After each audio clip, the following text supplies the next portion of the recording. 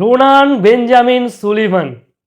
Ronan Benjamin Sullivan, আবারও বলছি নামটি, বাংলাদেশের আন্ডার 20 একজন দুর্দান্ত খেলোয়াড়। কেন বলছি খেলাটির কথা?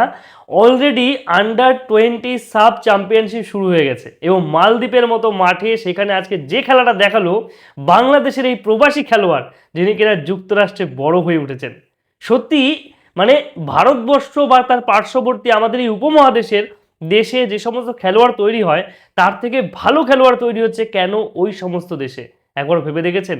ওখানে ক্লাব ক্রিকেটে খেলা একজন খেলোয়াড় যে কিনা বাংলাদেশি বংশোদ্ভূত, নামটা শুনলে আপনারা মনে করবেন এটা কেমন বাংলাদেশি নাম, রোনান বেঞ্জামিন সুলেভান।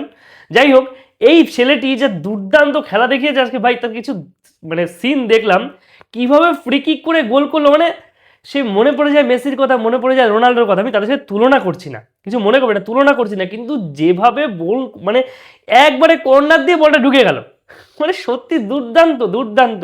মানে এরকম শট, মাপা শট, ভেবেছে সবাই তো বাইরে চলে যাবে বলটা, সেই বলটা ঢুকে গেল।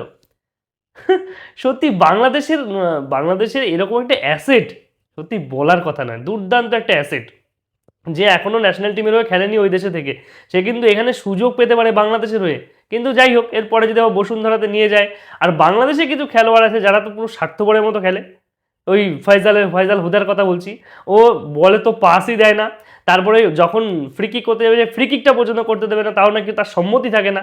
এইরকম নানা রকম কিন্তু দেখা যায়। তবে এই তরুণ স্ট্রাইকার ভাই দুর্দান্ত খেলা দেখিয়ে দিয়েছে, দুর্দান্ত খেলা।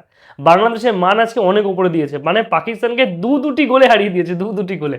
একটা গোল তো প্রায় আপনার 54 মিনিট 50 মিনিটের নাগাদ হলো, তারপরে আবার হেডের মাধ্যমে গোল করলো, সেটাও 67 মিনিটে। মানে প্রথম হাফ টাইমে বাংলাদেশ এবং পাকিস্তান কেউ নিজেদের বল জালে জড়াতেই পারেনি, কিন্তু সেই জালে জড়ালো কখন?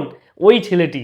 সত্যি মানে বেঞ্জামিন সুলেভান দুর্দান্ত খেলা দেখিয়েছে ভাই, দুর্দান্ত। এই তরুণ তুর্কিদের বাংলাদেশে এনে বা এদের দেখিয়ে দেখো ওই লোকাল ছেলেপেলেদেরকে যারা ন্যাশনাল টিমে আছে, যারা রেগুলার খেলে ন্যাশনাল টিমে সুযোগ পেয়েছে, ওদেরকে দেখা হয় কিভাবে স্বার্থপরহীনভাবে খেলতে হয়।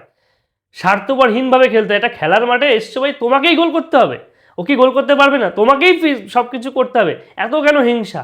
এই সমস্ত চিন্তাভাবনা দূর করো, তাহলে হয়তো বাংলাদেশের উন্নতি হবে। সে বাংলাদেশ শুধু বলছি না, আমাদের ভারতীয় দলও এরকম কিছু কিছু লেভেলের ছেলেমেয়ে আছে যারা নিজেদেরকে বড় করতে চায়, যে বাইরের ছেলেরা যারা আমাদেরই দেশের, তারা এসে খেলবে, তাদের কষ্ট হয়ে যাবে, কারণ তাদের জায়গাটা নষ্ট হয়ে যাবে এই কারণে।